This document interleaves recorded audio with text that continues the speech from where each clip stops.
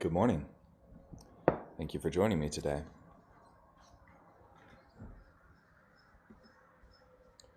Okay. We're in Exodus chapter 23, verse 14, through chapter 25, verse 40 today.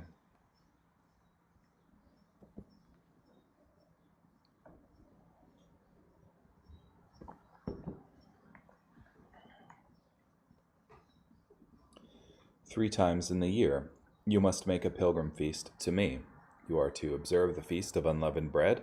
7 days you must eat bread made without yeast, as I commanded you, at the appointed time of the month of Abib. For at that time you came out of Egypt. No one may appear before me empty-handed. You are also to observe the feast of harvest, the first fruits of your labors that you have sown in the field, and the feast of ingathering at the end of the year, when you have gathered in your harvest out of the field. At 3 times in the year all your males will appear before the Lord God. You must not offer the blood of my sacrifice with bread containing yeast. The fat of my festal sacrifice must not remain until morning. The first of the first fruits of your soil you must bring to the house of the Lord your God. You must not cook a young goat in its mother's milk. I am going to send an angel before you to protect you as you journey, and to bring you into the place that I have prepared. Take heed because of him, and obey his voice. Do not rebel against him, for he will not pardon your transgressions, for my name is in him. But if you diligently obey him and do all that I command, then I will be an enemy to your enemies, and I will be an adversary to your adversaries. For my angel will go before you, and bring you to the Amorites, the Hittites, the Perizzites, the Canaanites, the Hivites, and the Jebusites, and I will destroy them completely. You must not bow down to their gods. You must not serve them, or do according to their practices. Instead, you must completely overthrow them, and smash their standing stones to pieces. You must serve the Lord your God, and he will bless your bread and your water, and I will remove sickness from your midst. No woman will miscarry her young, or be barren in your land. I will fulfill the number of your days. I will send my terror before you, and I will destroy all the people whom you encounter. I will make all your enemies turn their backs to you. I will send hornets before you, that will drive out the Hivite, the Canaanite, and the Hittite before you. I will not drive them out before you in 1 year, lest the land become desolate, and the wild animals multiply against you. Little by little I will drive them out before you, until you become fruitful and inherit the land. I will set your boundaries from the Red Sea to the Sea of the Philistines, and from the desert to the river. For I will deliver the inhabitants of the land into your hand, and you will drive them out before you. You must make no covenant with them or with their gods. They must not live in your land, lest they make you sin against me. For if you serve their gods, it will surely be a snare to you. But to Moses the Lord said, Come up to the Lord, you and Aaron, Nadab and Abihu, and 70 of the elders of Israel, and worship from a distance. Moses alone may come near the Lord, but the others must not come near, nor may the people go up with him. Moses came and told the people all the Lord's words and all the decisions. All the people answered together, We are willing to do all the words that the Lord has said. And Moses wrote down all the words of the Lord. Early in the morning, he built an altar at the foot of the mountain and arranged 12 standing stones, according to the 12 tribes of Israel. He sent young Israelite men, and they offered burnt offerings and sacrificed young bulls for peace offerings to the Lord. Moses took half of the blood and put it in bowls, and half of the blood he splashed on the altar. He took the book of the covenant and read it aloud to the people, and they said, We are willing to do and obey all that the Lord has spoken. So Moses took the blood and splashed it on the people, and said, This is the blood of the covenant that the Lord has made with you in accordance with all these words. Moses and Aaron, Nadab and Abihu, and the 70 elders of Israel went up, and they saw the God of Israel. Under his feet there was something like a pavement made of sapphire, clear like the sky itself. But he did not lay a hand on the leaders of the Israelites. So they saw God, and they ate and they drank. The Lord said to Moses, Come up to me, to the mountain, and remain there, and I will give you the stone tablets with the law and the commandments that I have written, so that you may teach them. So Moses set out with Joshua his attendant, and Moses went up to the mountain of God. He told the elders, Wait for us in this place until we return to you. Here are Aaron and Hur with you. Whoever has any matters of dispute can approach them. Moses went up to the mountain, and the cloud covered the mountain. The glory of the Lord resided on Mount Sinai, and the cloud covered it for 6 days. On the seventh day he called to Moses from within the cloud.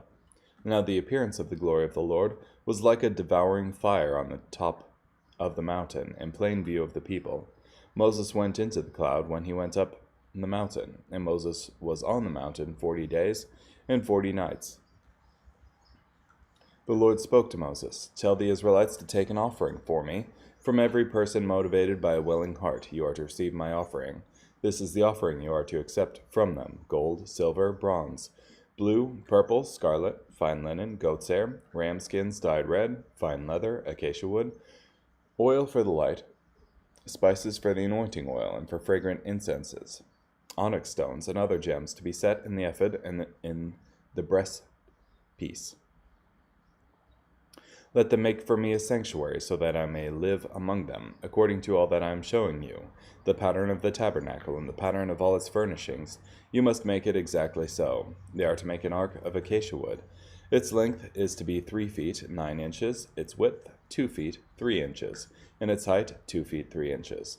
You are to overlay it with pure gold, both inside and outside you must overlay it, and you are to make a surrounding border of gold over it.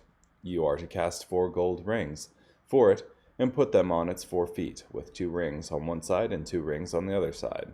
You are to make poles of acacia wood, overlay them with gold, and put the poles into the rings at the side of the ark in order to carry the ark with them. The poles must remain in the rings of the ark. They must not be removed from it. You are to put it into the ark. You are to put into the ark the testimony that I will give to you. You are to make an atonement lid of pure gold. Its length is to be 3 feet 9 inches, and its width is to be 2 feet 3 inches. You are to make 2 cherubim of gold. You are to make them of hammered metal on the 2 ends of the atonement lid. Make 1 cherub on one end and 1 cherub on the other end. From the atonement lid you are to make the cherubim on the 2 ends. The cherubim are to be spreading their wings upward, overshadowing the atonement lid with their wings, and the cherubim are to face each other, looking toward the atonement lid. You are to put the atonement lid on top of the ark, and in the ark you are to put the testimony I am giving you. I will meet you there, and from above the atonement lid, from between the 2 cherubim that are over the ark of the testimony, I will speak with you about all that I will command you for the Israelites. You are to make a table of acacia wood. Its length is to be 3 feet, its width 1 foot 6 inches, and its height 2 feet 3 inches. You are to overlay it with pure gold, and you are to make a surrounding border of gold for it. You are to make a surrounding frame for it about 3 inches broad, and you are to make a surrounding border of gold for its frame. You are to make 4 rings of gold for it, and attach the rings at the 4 corners where its 4 legs are. The rings are to be close to the frame to provide places for the poles to carry the table. You are to make the poles of acacia wood and overlay them with gold, so that the table may be carried with them. You are to make its plates, its ladles, its pitchers, and its bowls to be used in pouring out offerings. You are to make them of pure gold. You are to set the bread of the presence on the table before me continually. You are to make a lampstand of pure gold. The lampstand is to be made of hammered metal. Its base and its shaft, its cups, its buds, and its blossoms are to be made from the same piece. 6 branches are to extend from the sides of the lampstand. 3 branches of the lampstand from one side of it, and 3 branches of the lampstand from the other side of it. 3 cups shaped like almond flowers with buds and blossoms are to be on one branch, and 3 cups shaped like almond flowers with buds and blossoms are to be on the next branch, and the same for the 6 branches extending from the lampstand. On the lampstand there are to be 4 cups, shaped like almond flowers with buds and blossoms, with a bud under the first 2 branches from it, and a bud under the next 2 branches from it, and a bud under the third 2 branches from it, according to the 6 branches that extend from the lampstand. Their buds and their branches will be one piece, all of it, 1 hammered piece of pure gold. You are to make it 7 lamps, and then set its lamps up on it, so that it will give light to the area in front of it. Its trimmers and its trays are to be of pure gold. About 75 pounds of pure gold is to be used for it, and for all these utensils. Now be sure to make them according to the pattern you were shown on the mountain.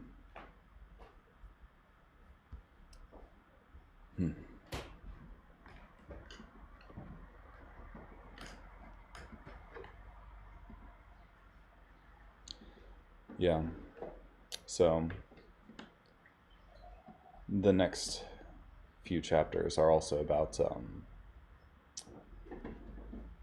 blueprints for the tabernacle and the various practices surrounding it. Well, I think mainly just the blueprints of how things are supposed to be made in and around the tabernacle.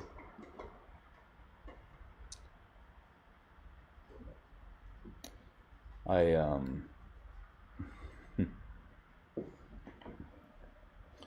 think chapter 24 is really, really interesting here, because you've got the people affirming their covenant with God, and Moses performing these sacrifices and covering the things that need to be atoned for in blood.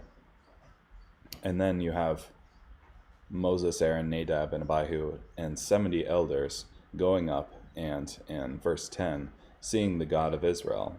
And under his feet there was something like a pavement made of sapphire, clear like the sky itself. But he did not lay a hand on the leaders of the Israelites. So they saw God, and they ate, and they drank. So it's just such an interesting picture that you have this feast held in the presence of the Lord.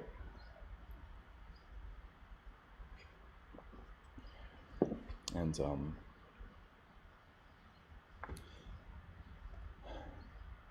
yeah, I think that's what the Lord desires, is this communion with him. And it's all the more heartbreaking that as Moses comes down from the mountain, they've made that golden calf that they're so famous for. So it's just, yeah, I think oftentimes there's this desire in our lives, desire in my life sometime, to see God acting very visibly, very visibly in my life or somebody else's life, and think, oh, if God would just act so visibly, then I would surely believe. But you have here in Exodus the story of the people getting bread from heaven, water that was once bitter, now fresh, and people seeing God and feasting before him, and then they still don't believe. So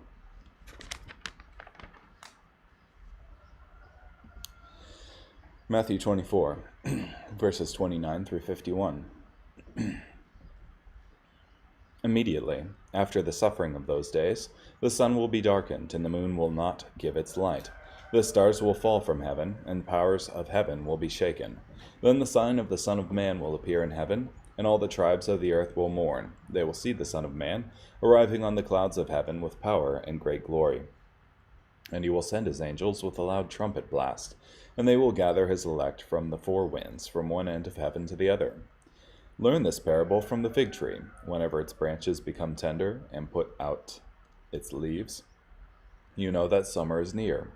So also you, when you see all these things, know that he is near, right at the door. I tell you the truth, this generation will not pass away until all these things take place. Heaven and earth will pass away, but my words will never pass away. But as for that day and hour, no one knows it, not even the angels in heaven, except the Father alone. For just like the days of Noah were, so the coming of the Son of Man will be. For in those days, before the flood, people were eating and drinking, marrying and giving in marriage, until the day Noah entered the ark. And they knew nothing until the flood came and took them all away. It will be the same at the coming of the Son of Man. Then there will be 2 men in the field, one will be taken and one left. There will be 2 women grinding grain with a mill, one will be taken and one left. Therefore, stay alert, because you do not know on what day your Lord will come.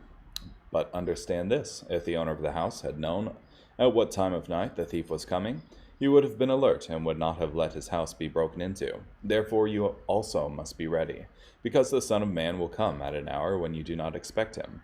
Who then is the faithful and wise slave, whom the master has put in charge of his household, to give the other slaves their food at the proper time? Blessed is that slave whom the master finds at work when he comes. I tell you the truth, the master will put him in charge of all his possessions. But if that evil slave should say to himself, my master is staying away a long time, and he begins to beat his fellow slaves, and to eat and drink with drunkards, then the master of that slave will come on a day when he does not expect him, and at an hour he does not foresee, and will cut him in two, and assign him a place with the hypocrites, where there will be weeping and gnashing of teeth.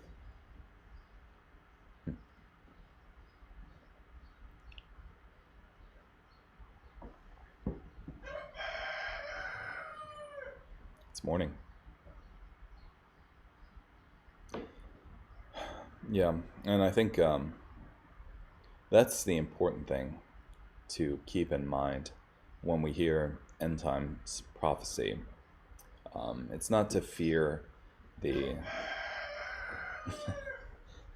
the the end or the bad things that will happen, but to reaffirm our commitment to do the things that are right, to be good servants of the Lord. And like in 24:46, blessed is that slave whom the master finds at work when he comes. So, carrying on, Psalm chapter 30, verses 1 through 12.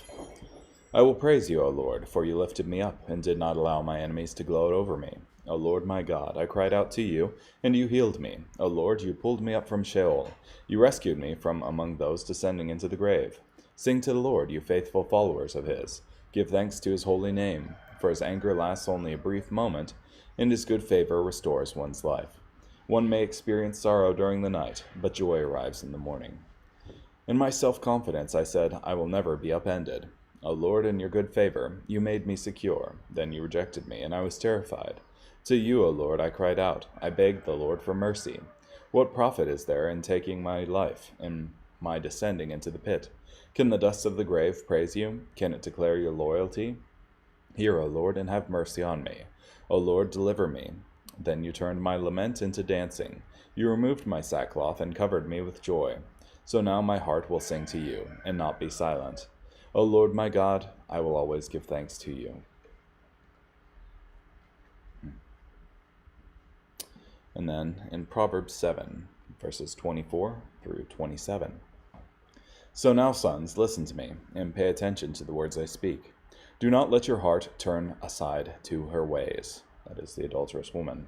Do not wander into her pathways, for she has brought down many fatally wounded, and all those she has slain are many. Her house is the way to the grave, going down to the chambers of death. Okay. Well, thank you for joining me today. Appreciate it.